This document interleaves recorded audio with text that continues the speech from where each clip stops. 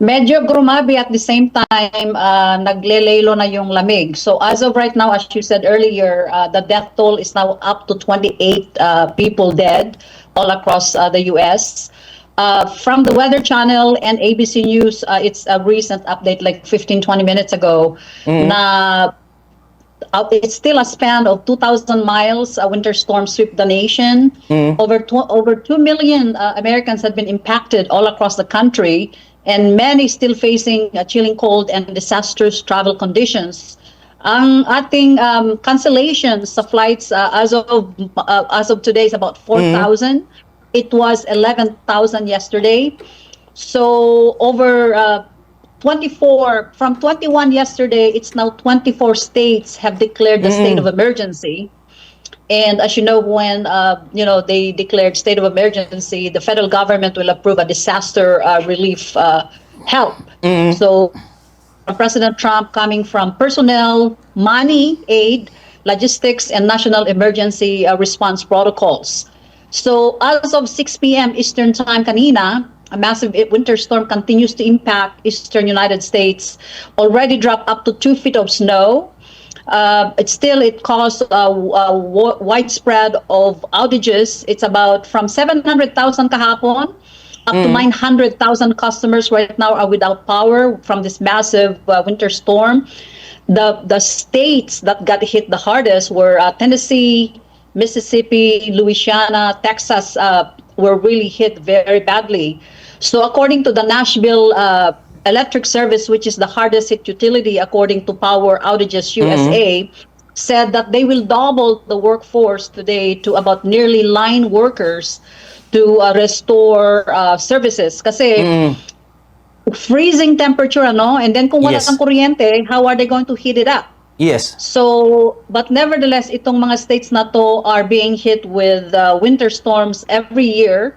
And of course, there are backup plans just in case na walang power. They have generators and some other manual things to warm them up. So, ang lamig-lamig nito, grabe. So, ang travel nightmare today, they canceled about 4,000 flights. And kahapon is about 11,601. Just to keep this in perspective, how bad this snow is. Yes. During the pandemic, March 30 of 2020, there were about 12,143 flights that were canceled during the pandemic. This is the time when the whole world stopped traveling. Yes. So kahapon, it's 11,601 cancellations, and today another 4,000. So ang freezing temperature, it's record-breaking. Low temperatures are expected to persist up to negative 25% in some areas. Grabe. Yes. So ma'am, this is historic kasi alam naman po natin itong winter storm ay normal na rin po nangyayari po dyan. Pero ngayon ay talagang mas, massive, grabe po ang epekto po nito. So, how's life ma'am pag ganyan? Lalo, stop lahat po ba parang pandemic? No going outside po dahil pati transportation wala na rin, pati madaanan. Makapal po yung mga yebe po na buwabagsak po sa mga daan po, Ma'am Marisa? That is a good assessment, Bongbo Framey. Pag ganitong, pag winter storm na ganito, everybody stays home. Kasi ang mga daan becomes like ice skating ring. You cannot pass through it. Kung hindi naman ice skating ring, it will be the snow is really high for your car to be able to go through, and at the same time, everything is closed. It's on a standstill. I remember when we have this snowstorm in Portland, it's like two weeks now we did not go anywhere. We just stayed home. And itong winter areas and winter states, they're used to this. Na they cannot go anywhere. That's one of the reasons that we have emergency supplies available in our homes. There are backup generators and things like that. So itong region-specific forecast ngayon, Northeast New England, the storm is bringing heavy snow and freezing rain with significant accumulation still occurring in Boston, Hartford, and surrounding areas.